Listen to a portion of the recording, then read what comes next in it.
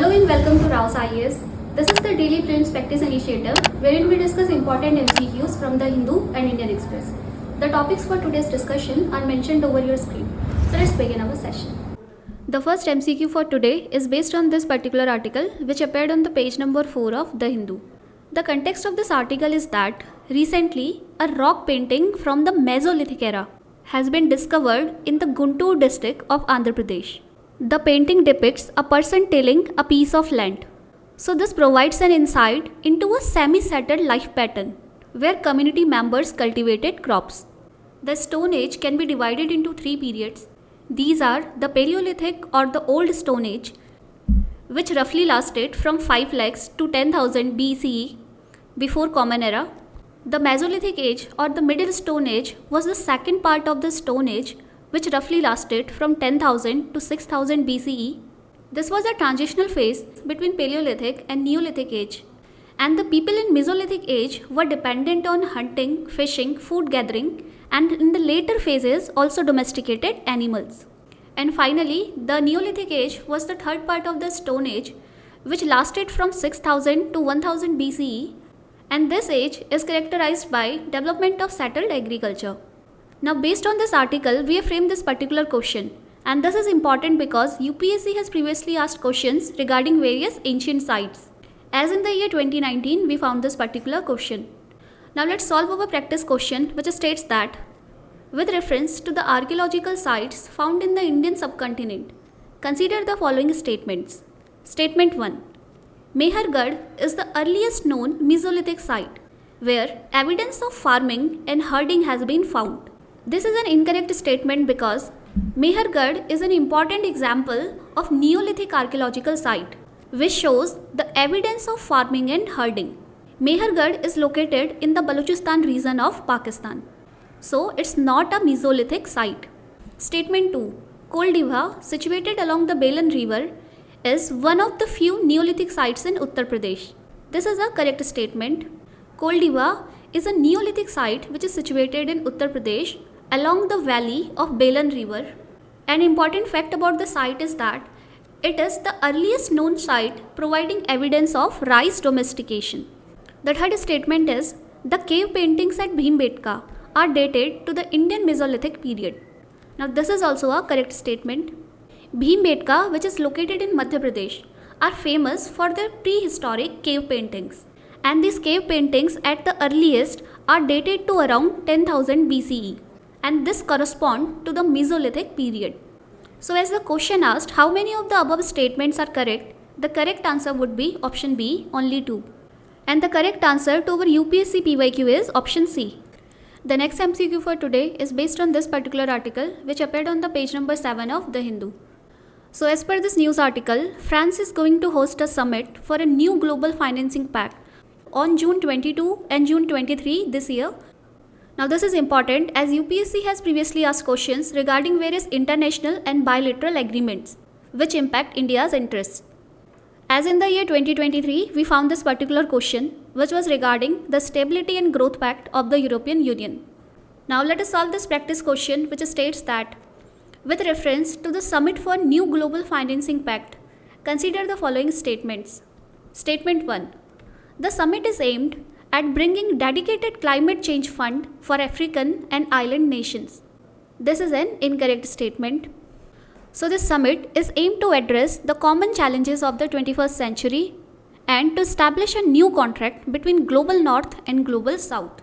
Global North and Global South is the division of the countries based on their socio-economic and political characteristics. The more developed countries are referred to as Global North and the less developed countries are referred to as Global South, and India is also a part of Global South. So this new contract between Global North and Global South aims to establish a sufficiently robust international financial architecture which will provide greater resources to the most vulnerable countries to fight inequalities, poverty reduction, achieving sustainable development goals, and protecting biodiversity. Statement 2. India is a member to the high-level steering committee to this summit. This is a correct statement. So to advance the agenda of the summit, a high-level steering committee has been constituted, of which India is also a member. The other important members include France, Germany, United States, United Kingdom, Japan, European Commission, International Monetary Fund, World Bank, among others. So the correct answer to this practice question is option B, 2 only, and the correct answer to our UPSC PYQ is option 1. The next practice question for today is based on this particular article which appeared on the page number 8 of The Hindu. So based on the article, we have framed this particular question which is regarding the advancement in quantum technologies. Any advancement in quantum technology is important for our UPSC perspective. It is important for science and technology under new emerging technologies. In the year 2022, we found this question which was regarding qubit. Now let us solve this practice question, which is an assertion and reasoning type of question. There are two statements. Statement 1. Phonons, the packets of vibrational energy, technically qualify to act as qubits. Statement 2. Any particle that can be controlled and manipulated using quantum mechanical phenomena can be used as an information unit in a quantum computer. So you must have heard about photons. What are photons? These are the discrete units of light. That is, the light energy is made of discrete units of packets of light. And these discrete units or these quanta of light is known as photons. So what are phonons? These are the discrete units or packets of vibrational energy of sound. As our statement says, photons are the packets of vibrational energy. This is correct. So as per this news article, a research has been conducted where it was found that phonons also display a similar quantum mechanical behavior as those of photons. And since photons are currently being used as qubits, now this means that in the future, phonons can also be used as qubits. Hence our statement 1 is correct, as phonons, the packets of vibrational energy, technically qualify to act as qubits. So what is a qubit? Qubit is a basic unit of information in quantum computing. So qubit can be any particle which displays quantum mechanical phenomena of superposition and entanglement. So any such particle displaying this phenomena can be a qubit. These particles can be electrons, photons, and the latest addition, phonons. So any such particle which can be controlled and manipulated using quantum mechanical phenomena can be used as an information unit or qubit in quantum computer. Hence our statement 2 is also correct. So the correct answer is both statement 1 and 2 are correct, and statement 2 is the correct explanation for statement 1. And the correct answer to our UPSC PYQ is option B. The next MCQ for today is based on this particular news article which appeared on the page number 13 of The Hindu. So as per the news article, the members of United Nations have adopted the first ever treaty to protect the marine life in the high seas. The treaty was under discussion for more than 20 years. Now based on it, we have framed a question on biodiversity beyond national jurisdiction treaty. Now this is important under various important international agreements and bilateral agreements which can impact India's interest. As in the year 2021, we found this particular question. Now let us solve this question which states that with reference to biodiversity beyond national jurisdiction treaty, consider the following statements. Statement 1. It is the first ever legally binding treaty governing the high seas adopted by United Nations. So this is a correct statement. The United Nations have adopted the High Seas Treaty or the Biodiversity Beyond National Jurisdiction Treaty, which is the first ever legally binding treaty that governs the high seas. So this treaty is aimed to protect environment, prevent conflicts related to natural resources and shipping, and also to address issues beyond any country's national jurisdiction. Statement 2. It introduces a framework for the creation of marine protected areas in the high seas, which will replace the existing marine protected areas within national territorial waters. This is an incorrect statement. The treaty introduces a framework for the creation of marine protected areas. This is to address the biodiversity loss and the ecosystem degradation. But these marine protected areas will not replace, but they will complement the existing marine protected areas within the national territorial waters. The third statement is, it restricts the freedom of navigation in exclusive economic zones. This is also an incorrect statement, as the treaty does not restrict any freedom of navigation in exclusive economic zones. Hence the correct answer to this question is option A, only one, and the correct answer to our UPSC PYQ is option B. The next MCQ for today is based on this particular article which appeared on the page number 9 of Indian Express. So as per this news article, the Bureau of Indian Standards has recently issued the quality control orders for certain footwear products. Now based on this article, we have framed a question on BIS Certification Scheme. Now this theme becomes important as in the year 2017 we found the question on the similar lines. So let us solve this practice question, which states that consider the following statements. Statement 1. Bureau of Indian Standards BIS Certification Scheme is voluntary in nature, but the central government can make compliance with Indian standards compulsory for various products under various considerations. Now this is a correct statement.